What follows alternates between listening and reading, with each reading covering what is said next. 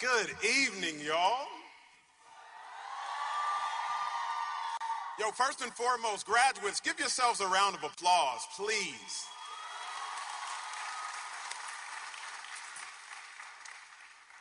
Now, I know I'm one of the final things between you all and 6th Street, so I'm going to keep this short.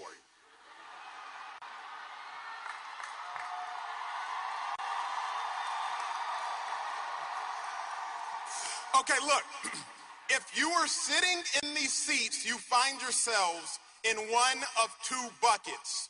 The first bucket, you know exactly what you're going to do for the next 30 years. You know where you're going to work. You know where you're going to live. You know who you're going to marry. You know how many kids, preferably twins. Or you find yourself in the second bucket and you have no idea what you're doing next.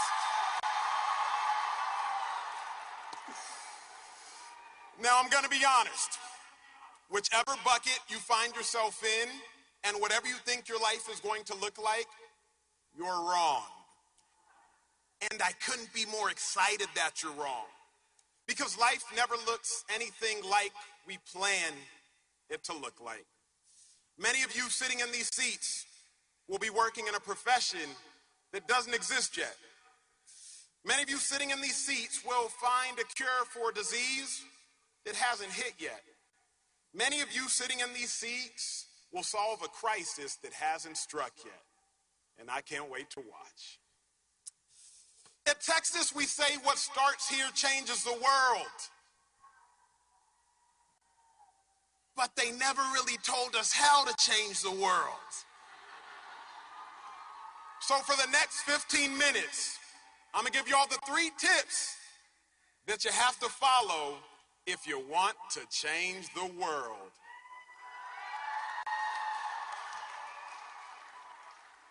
Now, tip number 1, you got to delight in the detour. What do I mean? See, I was sitting in the first bucket. 10 years ago, I was in your seats. I graduated from Texas. I was drafted to the Cleveland Browns, and I was like, I'm going to play 10 years in the NFL, have a Hall of Fame career, go on to be a businessman, and settle in Dallas, Texas. I tore my MCL my rookie year.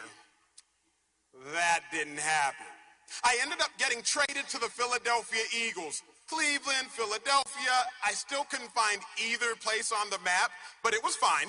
So I'm in Philadelphia playing for the Eagles, and I go up to my coach's office. I'm trying to brown nose. Y'all know how y'all went to your TA's office during office hours? That's what I was doing. So I go up to my coach's office, and I'm trying to brown nose, but while I'm in his office, I look at the depth chart. What the depth chart is an order of where you fall on your team. So I look under my position group, linebackers. I don't see my name. I check again, linebackers. I don't see my name. Finally, I start to check other position groups. I still don't see my name. I scan to the bottom of the list, and I find my name under the word cut. That means I was getting fired. Imagine going to your professor's office and you look under the grades of A, B, C, and D searching for your name, but instead you find your name under F. That's what happened to me. So I had to delight in the detour because I realized at that point in time, my life was going to take a drastic detour. I wasn't going to have this illustrious NFL career that I thought. But here's the beauty of a detour. See, a detour prepares you for your destiny while your destiny is being prepared for you. So many of y'all, you have these brilliant plans. Maybe you've already gotten a job in private equity. Maybe you've already gotten into law school. Maybe you've already gotten a job at a fantastic startup. Just understand, you might have to take a detour, and that's okay, because it's preparing you for your destiny. So now, it's 2016.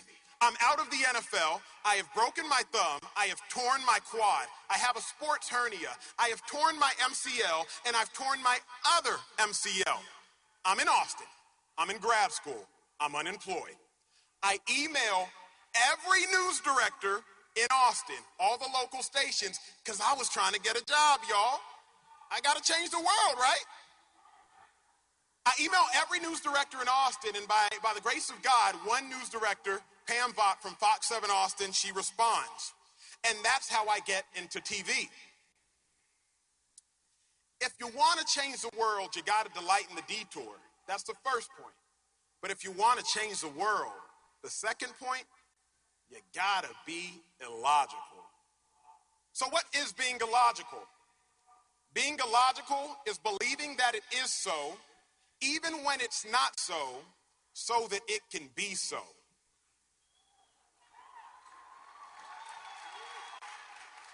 Okay, I'm going to tell y'all a story. 1952, May 5th. No one had ever run a mile in under 4 minutes. Scientists thought it was physically impossible.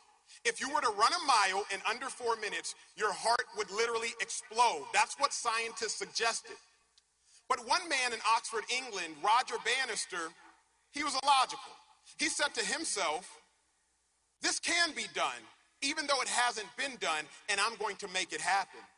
On May 6th, 1952, for the first time in our history, a man ran a mile in under 4 minutes.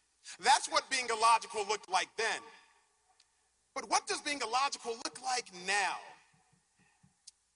I was in Austin. I lived in Mueller. It's 2020. Shout out to one person that lives in Mueller. I was in Austin. I was in Mueller. It was 2020. George Floyd had just been murdered. I realized I had to do something. As a graduate of Texas, I had been empowered to speak. You all have been empowered to speak. So what did I do? I rented a studio space in Austin, Texas. I hired a wedding videographer, because I didn't have a video team. And my best friend, an Olympic gold medalist that graduated from Texas, stood in as my producer. I sit in this room and I answer 4 questions, trying to reconcile the racial divide in our country. Within 5 days, it had 25 million views. I was shocked. I get a call from a no-caller ID number. For whatever reason, I pick it up. Acho, McConaughey speaking. I want to have a conversation. McConaughey? Like Matthew McConaughey?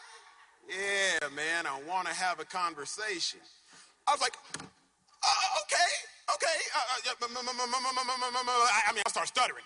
McConaughey wants to have a conversation. We can do that. I said, okay, here's what we're going to do, bro. Let's do it in 4 days. McConaughey says, let's do it tomorrow. Okay. Academy Award winner wants to talk to you tomorrow, then we talk tomorrow. Now, here's the secret I haven't told the rest of the world, but I'm telling y'all. I shoot uncomfortable conversations in an all-white room. Problem, the studio was painted sky blue. It takes 24 hours to paint, 24 hours to dry. But how am I going to tell Matthew McConaughey that? I'm not. So we steal like a white sheet of paper from somewhere in Austin, and we cheat the camera to make it look like I was in an all-white room. We were in a sky blue room for the second episode. McConaughey and I record the second episode of Uncomfortable Conversations with the Black Man. I end up partnering with Oprah. We write a book, and it ends up being a bestseller, which leads to a quick aside. So many of you all are probably wondering, what in the world is my calling in life?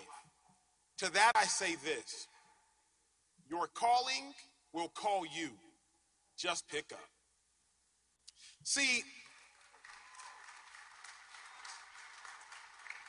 when I got called from that no-caller ID number, I realized at that point in time, this is my calling. And while I don't advise picking up no-caller ID numbers, it worked for me. That's all I'll say. Okay, so now, I've done an episode with McConaughey. I've partnered with Oprah Winfrey for Uncomfortable Conversations with the Black Man. It's now February of 2021. I get a call from my television agent.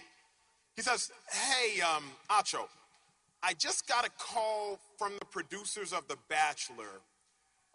You're gonna need a host. Okay, our two Bachelor fans spoke up.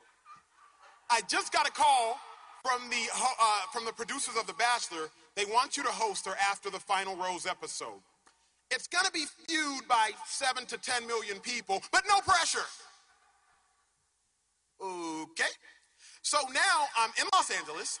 I'm hosting The Bachelor, and this was a 6-hour shoot that was cut into 44 minutes. Don't tell them I told y'all. I think that was private information. So, when you are illogical, you will end up in places you never imagined, doing things you never dream of, and opening doors that have never been opened. What I didn't tell y'all about Roger Bannister, that man that ran the mile in under 4 minutes, the craziest part of the story, within the next 2 years, 10 people ran a mile in under 4 minutes because they saw one man do it, because one person chose to be illogical. Imagine the doors that you all will open for those that come after y'all when you all choose to be illogical. If you want to change the world, you got to delight in the detour. You got to be illogical. But finally, if you want to change the world, you got to use your thing. July 9th, 2020, I get a call from Oprah Winfrey, another no-caller ID number. I don't know why they do this. I get a call from Oprah Winfrey. I pick it up. You have the thing, my friend. You have the thing. And coming from someone who had the thing and has the thing, you, my friend, thing. Well, what in the world is the thing? I didn't know I had it until just now. So now you got to tell me, Miss Oprah. She says, you have a unique ability to speak hard truths and people still want to listen to you. You all, by sitting in this audience, ready to be alumni of the University of Texas, you all each have the thing. But it's nothing to find the thing. What you have to do after you find your thing, because you all have it, you have to develop your thing. What is the thing? The thing is your natural ability to be great. Whatever you find a natural passion for, what do you naturally excel at? Because I promise you all have the thing, but you have to develop your thing. But I must tell you a secret. It's your development in private that leads to your praise in public. See, so many of you all are going to do phenomenal things, but understand it might not happen overnight. Hone your skills in private. Hone your skills in private. Roger Bannister, before he broke the 4-minute mile, what he was doing was training privately. Remember in 2017, before I won the Emmy, before McConaughey called, before Oprah, I was working in Austin, Texas, in private, and ultimately that might lead to public praise. Develop your thing in private and it will lead to your praise in public. However, if you find your thing and you develop your thing, it's irrelevant unless you use your thing. See, the third point, if you want to change the world, you got to use your thing. And each one of y'all have it. The author of Harry Potter wrote her first book at 6, her first novel at 11. J.K. Rowling had the thing, but in 1990, when she penned Harry Potter, she had moved overseas, she had gotten married, had a child, and had not used her thing. Well, by the late 90s, when she publishes Harry Potter and uses her thing, the world as we know it is changed. Because children's literature changed because she decided to use her thing. The New York Times bestsellers list was altered. They had to create an entirely different version specifically for children because her book sought to top the list. Pop culture and literature became synonymous. See, by using your thing, you can change the world. In 2017, I was at Texas getting my master's degree. Dr. Bart, are you here? And if so, can you stand? Dr. Bart. Thank you, sir. I was getting my master's degree under the tutelage of Dr. Bart, and I had to write one final paper in order to get my degree. He said, write it on anything that pertains to the mind. Well, I had failed at so many goals trying to play in the National Football League, amongst others, that I committed my final paper to the ideology that goals are dumb. Truly, sorry, professors, but goals are dumb. I said this, a goal is an end towards which energy is aimed. But why would I start something with the end in mind? Instead of setting goals, I committed to believing in an objective with no limitations. An objective is simply energy aimed in a direction. I believe that a goal in life is the simplest way to fail. If you set a goal, at best, you limit your achievement. But at worst, you might ruin your self-esteem and self-efficacy. So it was on that day I wrote this paper. Well, this paper in 2021 turned into the cornerstone for this book, my latest book with Oprah. So this paper, which started at the University of Texas in Austin, turned into chapter 11 of this book. And I said, what starts here literally changed my world, and after partnering with Oprah on that book, has the potential to change the world. I hope you all fervently believe what starts here genuinely changes the world. Class of 2022. Man, I'm so incredibly proud of y'all. You all endured a global pandemic. You all endured racial tension that this country has not seen in years. And now, you all have endured my commencement speech. Clap for yourself for that one.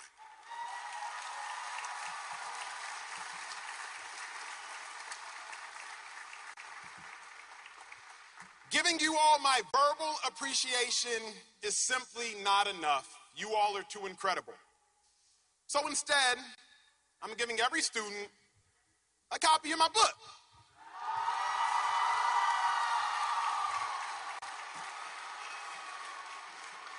When you all leave the exits, there will be copies waiting for you all, because you all are incredible.